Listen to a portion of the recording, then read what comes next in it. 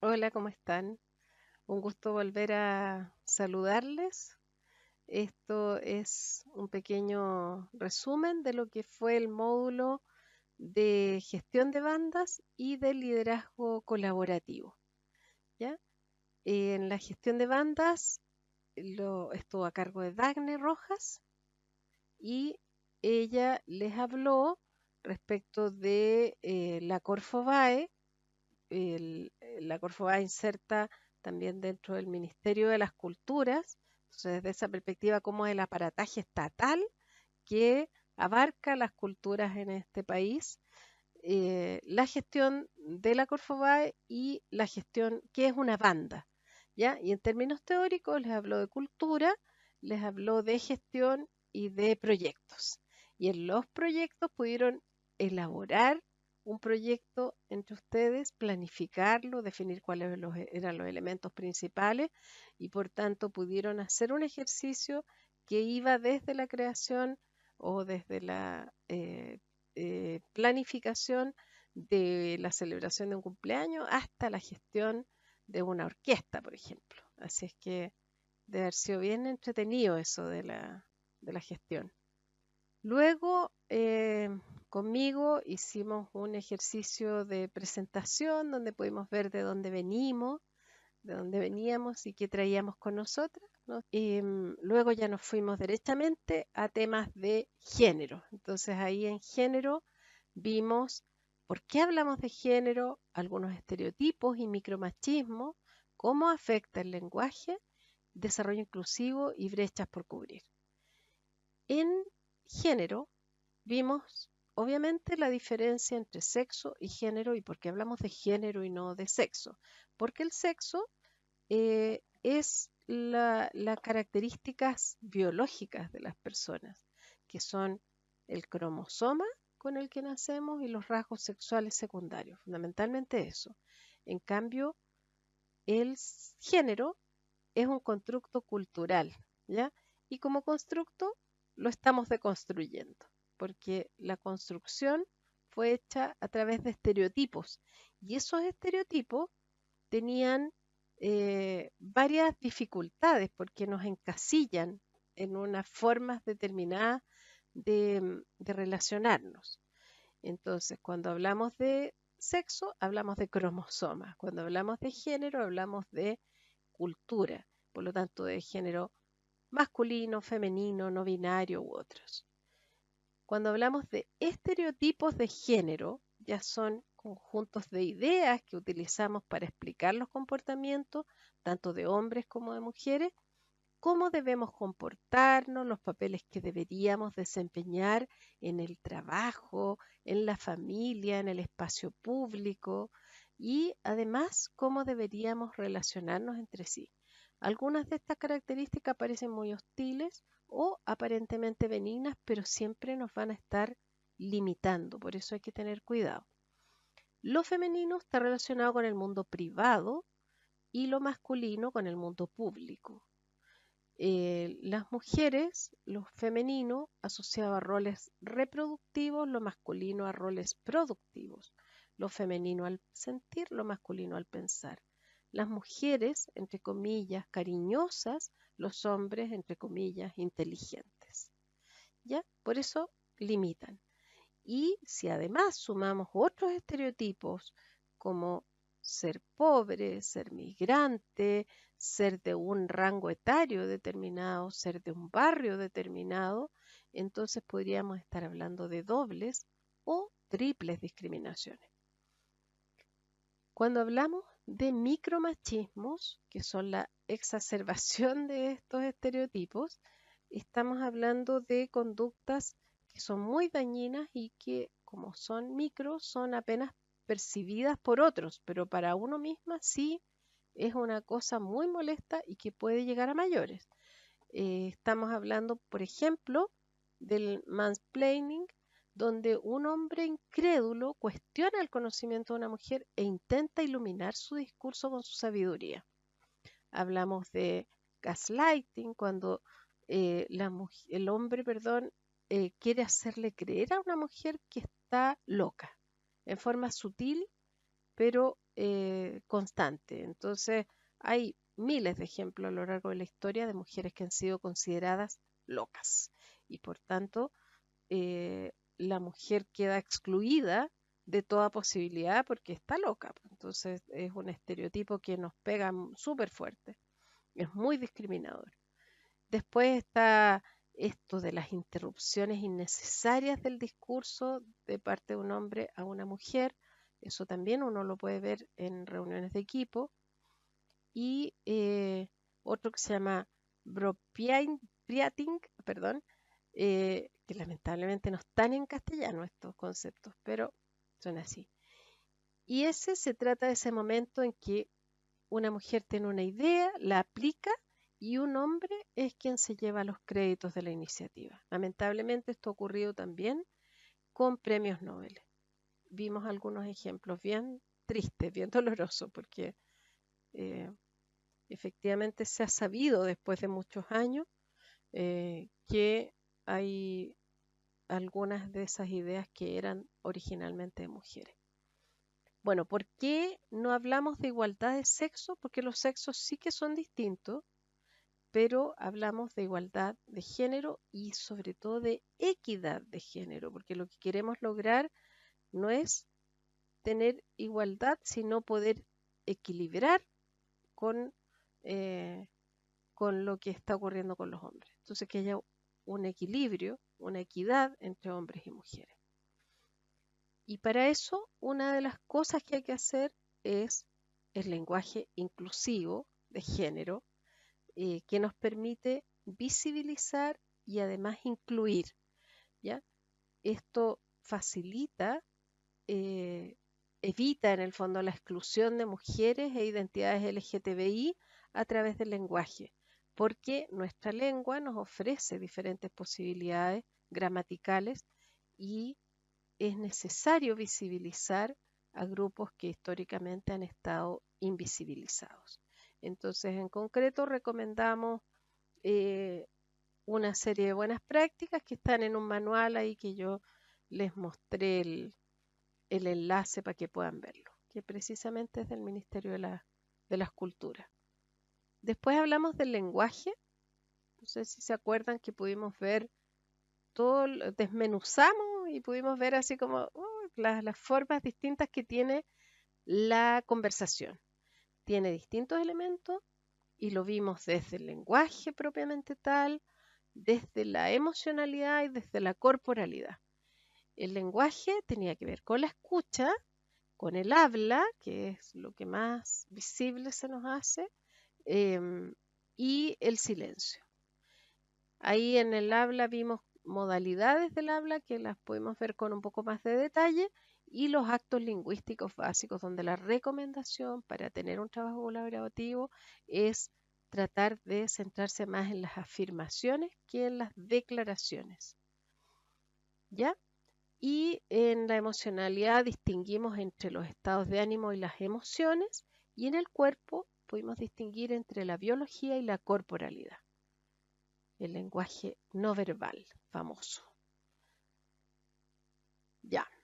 En el cómo hablamos, pudimos ver que el liderazgo colaborativo usa una modalidad que combina un alto proponer con un alto indagar.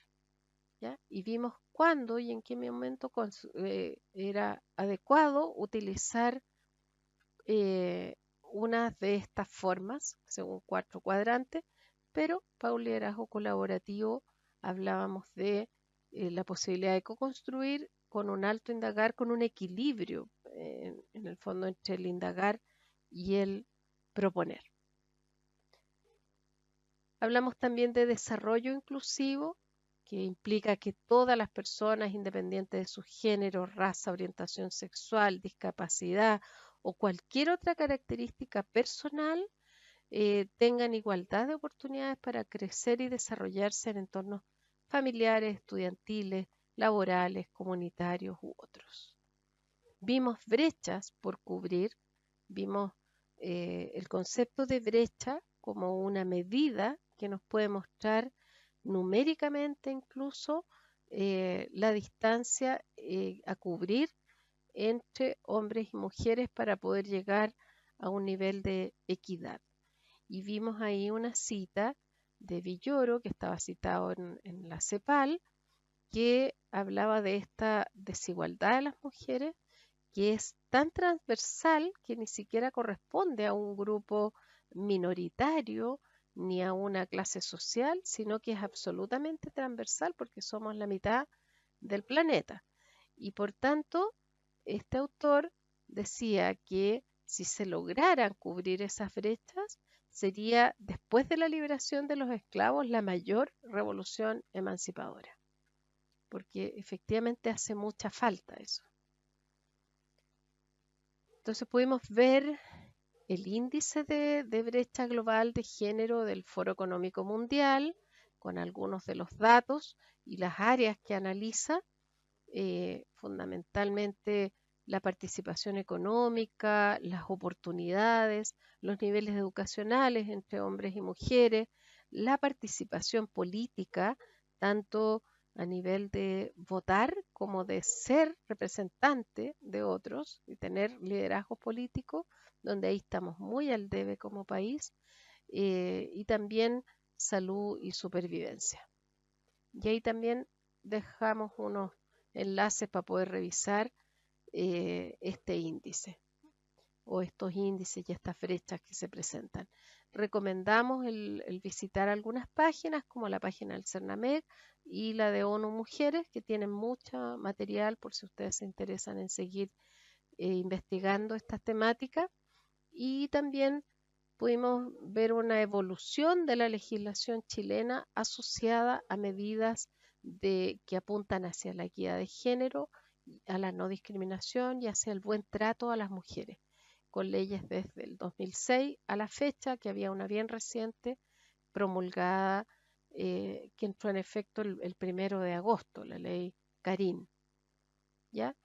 Luego nos fuimos a temas de confianza y vimos cuando yo me siento lideresa, si fomento la competencia o la colaboración, si confío o no confío en mi equipo, y pudimos ver los ejes de la confianza y las trampas de la confianza. Entonces aquí vimos distintos conceptos de liderazgo, pero de liderazgo colaborativo, y pudimos ver eh, el liderazgo desde una perspectiva más redárquica que jerárquica, ¿ya? Y ahí eh, desglosamos el concepto de redarquía y algunas características propias que tiene este liderazgo que es colaborativo. Entonces pudimos mirar el concepto de redarquía, desde dónde sale, cómo se está usando y qué beneficios tiene esto de ser redárquico en vez de ser jerárquicas. Y podríamos perfectamente las mujeres tener esa posibilidad de ejercer liderazgos más colaborativos en red que desde una posición jerárquica de más patriarcal, ¿ya? Eh, También revisamos algunas definiciones de Humberto Maturana, que habla de esta, él denomina como la posibilidad de ser adulto cuando, cuando una persona ya es considerada adulta. em, se, Él habla de que surge espontáneamente una persona como un ser autónomo y ético, capaz de colaborar desde el respeto por sí mismo y por los otros, porque no le da miedo desaparecer en la colaboración. Entonces, su planteamiento es que estas otras liderazgos más jerárquicos, donde yo me presento mandando y tomando decisiones por los demás, es porque habría un temor de hacerse invisible en esa colaboración. Invita a lo contrario, ¿ya? Y ahí está otro autor que estudia estos planteamientos de Humberto Maturana y muestra cómo el pensamiento mundial sobre la organización social va cambiando de paradigmas con estos conceptos de liderazgos más colaborativos que jerárquicos. ¿Sí? Em, para continuar, nosotras pudimos revisar la confianza y la metáfora que usamos, que no sé si se acordarán, pero dijimos, la confianza es como una mesa con 4 patas. Las 4 patas nos iban dando señas de en qué elemento nosotros nos basábamos para confiar o no confiar en alguien. Dijimos, la primera pata es la honestidad. Yo confío en alguien si esa persona es honesta. ¿Y me basta con eso? ¿Con esa pata es suficiente? Dijimos no, porque yo puedo confiar en una persona que es honesta, pero no puedo confiar para que me maneje un auto si esa persona no maneja. Entonces, aparte de la honestidad, necesito la competencia para confiar. Y además de la honestidad y la competencia, la otra pata es la responsabilidad. Necesito que además esta persona sea responsable. Y por último, la cuarta pata es la disposición. Entonces, hicimos ahí un pequeño análisis respecto de esta confianza multifactorial que tiene estos 4 ejes y por tanto podríamos nosotras revisar en nosotras mismas cuál es la pata que más confianza nos da, cuál es la que menos le ponemos atención y nos permite poder hacer un análisis de cómo somos como líderes para poder mejorar. También vimos un concepto que es interesante, que es de Niklas Luhmann, un sociólogo alemán, que habla de los sistemas sociales y de las organizaciones como sistemas complejos y de la confianza como un mecanismo que permite reducir esa complejidad. Así es que por todos lados la confianza pasa a ser un elemento indispensable para tener un liderazgo de estas características. Para cerrar, pudimos ver las trampas de la confianza, que eran 5. Una de las principales, obviamente me entrampo si yo hago suposiciones sin fundamento, porque nadie podría confiar en mí si yo hago eso. Tampoco podrían confiar en mí si es que rompo promesas o si me protejo a mí misma por sobre los demás o si disemino rumores o si es que paso por encima de otras personas. Esas son las trampas que tiene la confianza y para cada una de ellas pudimos mirar algunos detalles de cómo esto se da. Entonces, pudimos hacer el ejercicio de ir viendo cuáles son las trampas en las que habitualmente caemos como equipo, cuáles son aquellas a las que yo les hago el quite o trato de que no se presenten porque me incomodan y eso me permite poder hacer un trabajo más detallado respecto de cómo veo la confianza en mi equipo. ¿Ya? Entonces vimos estas 5 trampas y hicimos un pequeño ejercicio donde pudimos utilizar estos conceptos vistos como las trampas de la confianza para determinar cuáles de ellas estarían afectando a un equipo determinado y acordaron algunos ejemplos que pudieran clarificar esa trampa y compartir esa experiencia.